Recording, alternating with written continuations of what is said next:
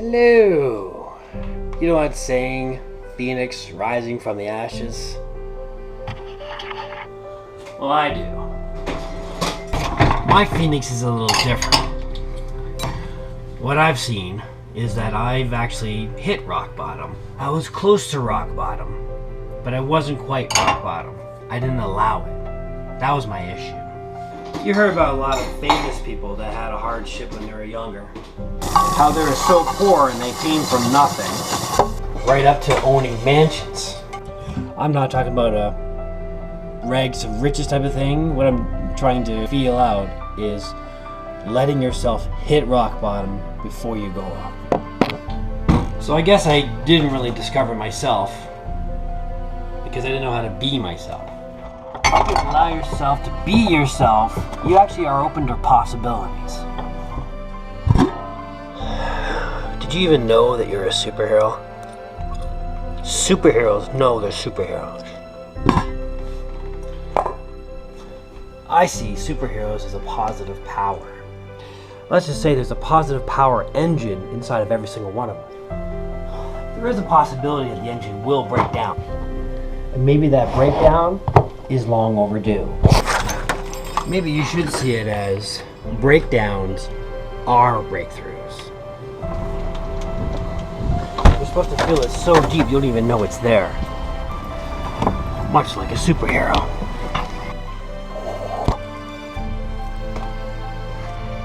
So my to-do list was done in the morning, and I was hoping by end of the day I would fulfill it. Oh, let's go for a walk. 3, 2, 1. Started realizing my to-do list wasn't being fulfilled solely because I didn't let it happen. I checked my emails, I did research, next thing you know at the end of the day, and I haven't even done my first thing. So what I learned was I needed to make a list and stick to it. I wanted to stick to it, but I really couldn't. So what I thought was, I'm going to tell people the truth. It'll be 2 days from now, as opposed to 1 day. So then I started telling the truth everywhere. I kept my line of communications open, and people started agreeing with me. All of a sudden, my stress level, gone. Step 1. I think our values as humans were molded by our belief system.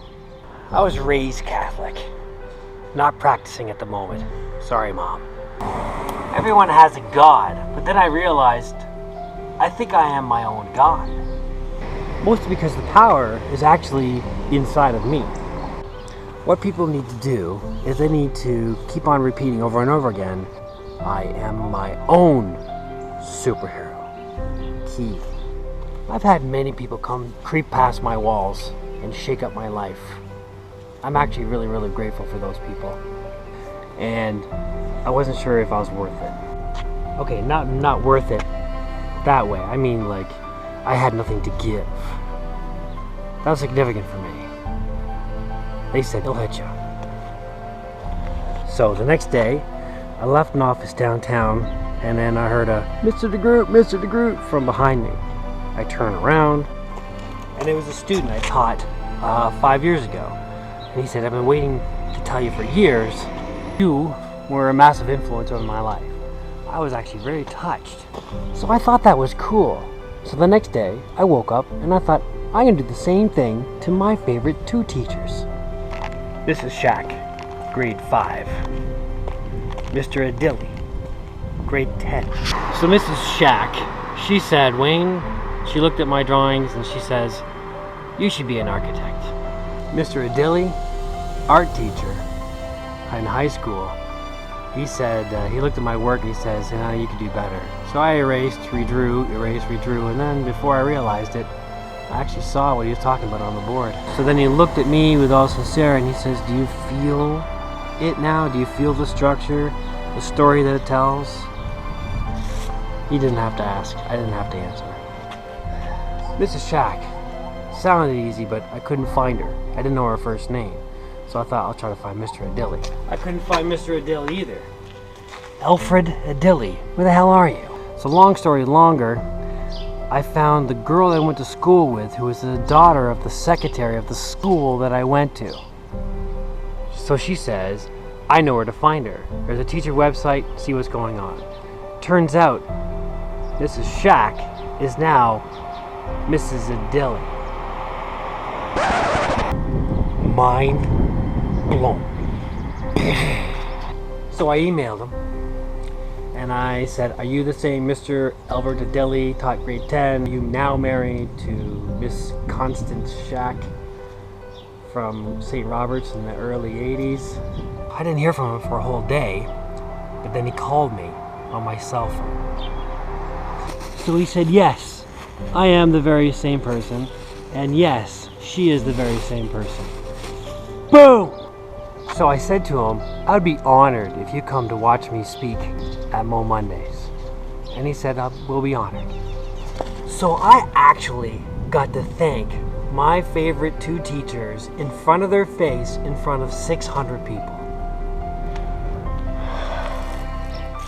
Again, to me, positive thinking isn't supposed to be a facade. It's supposed to be felt so deep you don't even know it's inside of you. Sometimes I think life hits us like a ton of bricks, but then that's when you know. I know someone that was an electrician, and he was working in the attic of a big building. What happened was that he had a choice to go downstairs in the basement and shut off his zone or work with live wires. So he chose a ladder. It was hot up there, super hot. Actually so much he was sweating. Sweat and live wires don't mix. Within a millisecond, every muscle in his body was contracting. He could not let go of the wires. And he thought, oh my God, I'm going to die. And then he realized, you know, I've had a good life. My wife is taken care of. My kids are growing up, taking care of themselves. Will's in place. You know what? I could die. He released all the things that he went through his brain. He finally hit rock bottom. He couldn't go anywhere else. So then he said, okay, take me where I need to go. Him releasing, letting go, saved his life. Of course, there's lots to learn from that. When you have no fight left inside of you, that's when you're gifted with everything. Think about it. Remember, it's your life every single day. Try to find something beautiful by day's end.